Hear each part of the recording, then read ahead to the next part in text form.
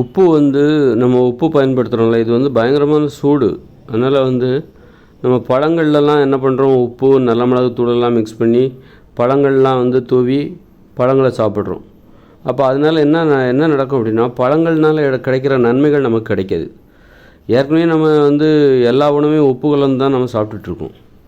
அப்படி இருக்கும்போது அந்த அந்த உப்பு கலந்து சமைக்கப்பட்ட உணவுகளை சாப்பிட்றதுனால நமக்கு ஏற்படுகிற தீமைகளை எது சரி பண்ணும் அப்படின்னா, இந்த மாதிரி பழங்கள், பச்சை காய்கறிகள், இந்த மாதிரியான உணவுகளை சாப்பிடும்போது, பழங்கள், பச்சை காய்கறிகள் இது போன்ற உணவுகளை சாப்பிடும்போது இந்த உப்பு கலந்து சமைக்கப்பட்ட உணவுகள்னால் ஏற்படுகிற ஒரு பாதிப்பை நம்ம குறைக்க முடியும்.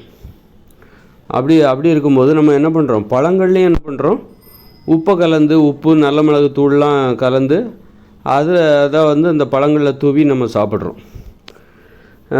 அதில் ஒரு சுவை இருக்குது. அந்த சுவைக்கு அடிமையாகி நம்ம எப்போவும் அந்த மாதிரி நிறைய பேர் தர்பூசணி பழம்லாம் அந்த மாதிரி சாப்பிடுவோம், பப்பாளி பழம், அதிலெல்லாம் நல்ல மிளகு தூள் உப்பெல்லாம் கலந்து அதை வந்து தூவி அந்த மாதிரி சாப்பிடுவாங்க. அப்படி சாப்பிட்றதுனால பழங்களை சாப்பிட்றதுனால நமக்கு கிடைக்கிற நன்மைகள் கிடைக்காம ரொம்ப குறைவாக தான் கிடைக்கும்.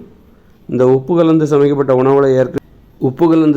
உணவுகளை ஏற்கனவே நம்ம சாப்பிட்டுட்ருக்கோம். அதனால் ஏற்படுகிற பாதிப்புகளை இந்த பழங்கள் தான் சரி செய்யும். பழங்கள், பச்சை காய்கறிகள், பச்சையாக நம்ம சாப்பிட்றோம்ல, அதுதான் உணவு.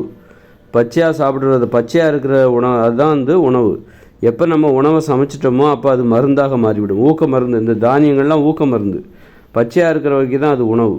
அதனால் உணவை மட்டுமே நம்ம சாப்பிட்டா நமக்கு வந்து, ஆனால் நம்ம வந்து இப்போ சமைச்செல்லாம் சாப்பிட்றோம், உப்பு போட்டு சமைச்செல்லாம் சாப்பிட்றோம், இதெல்லாம் என்னது, மருந்து. ஒரு உணவுத்தன்மையுடைய ஒரு மருந்து அப்படின்னு நம்ம எடுத்துக்கலாம். அப்போ மருந்தாக சாப்பிட்டா அந்த உடம்பு என்னத்துக்கு ஆகும்? இப்போ மருந்தே சாப்பிட்டுட்டு இருந்தால் இந்த உடம்பு என்னத்துக்காகும்? மருந்து நோயை குணப்படுத்தும். ஆனால் வாழ்நாள் முழுதும் உணவுன்னு நினச்சி நம்ம மருந்தே சாப்பிட்டுட்டு இருந்தால் இந்த உடம்பு என்னத்துக்காகும்?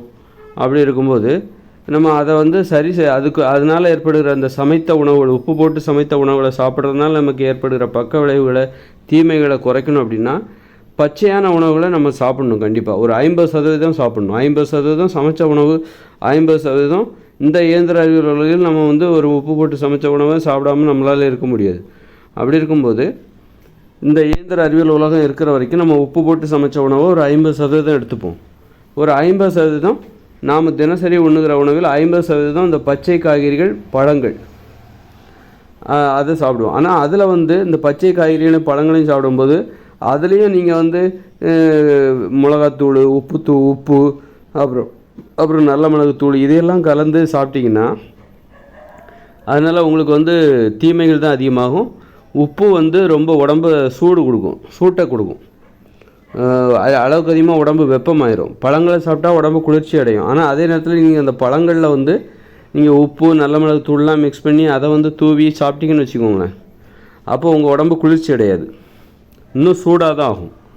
அந்த அளவுக்கு இந்த உப்பு வந்து இந்த பச்சையான அந்த பழத்தோடு சேரும்போது எதிர்வினையாற்றுகிறது, எதிராக செயல்படுகிறது என்பது எனக்கு தெரியும். அப்போ நிறைய பேர் என்ன பண்ணுறாங்க, பப்பாளி பழத்தில் உப்பு மிளகாத்தூள் அல்லது நல்ல மிளகாத்தூள் மிக்ஸ் பண்ணி அதை பப்பாளி பழத்தில், வெள்ளரி பழத்தில், தர்பூசணி பழத்தில், இப்படி தர்பூசணி பழம், அப்புறம் வந்து பார்த்திங்கன்னா இந்த மக்காச்சோளம், இப்படி எல்லாத்துலேயுமே இந்த உப்பு இந்த மாதிரி சாப்பிட்றாங்க. மக்காச்சோளமாக அவிச்சு சாப்பிட்றாங்க. நான் வந்து பச்சையாக சாப்பிட்ற உணவுகளில் இந்த மாதிரி உப்பையும் வந்து நல்ல மிளகாத்தூளையும் கலந்து அவங்க சாப்பிட்றதுனால அது வந்து குளிர்ச்சியை தராது, மாறாக உடம்பை இன்னும் அளவுக்கு அதிகமாக சூடாக தான் மாற்றும்.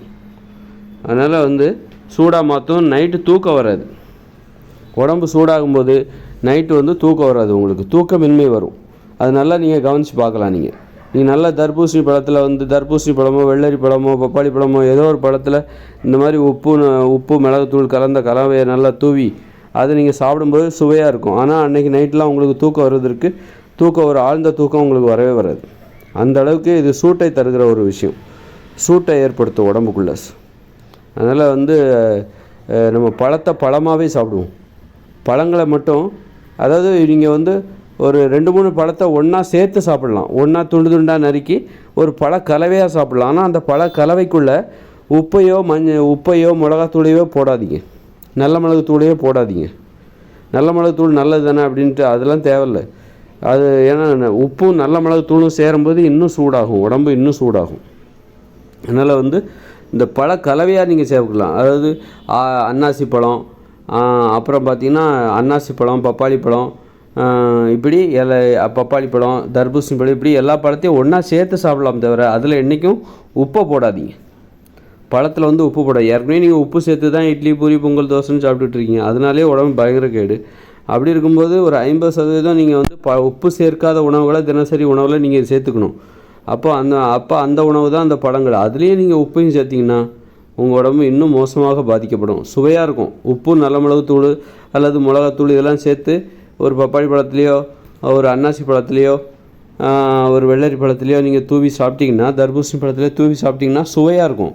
ஆனால் கண்டிப்பாக அது உடம்புக்கு பயங்கர கேடு என்பதை தெரிந்து கொள்ள வேண்டும். நைட்டு தூக்கம் வராது, முக்கியமாக நைட்டு தூக்கம் வராது. இப்படி நிறைய பிரச்சனைகள் இருக்குது. உடம்பு குண்டாகிட்டே போகும். இந்த உப்பு வந்து உடல் பருமனுக்கு முக்கிய காரணம். அதனால தெரிஞ்சுக்கணும். அதனால் வந்து 50% உணவுகள் உப்பு இல்லாத உணவுகளை சாப்பிடுங்க.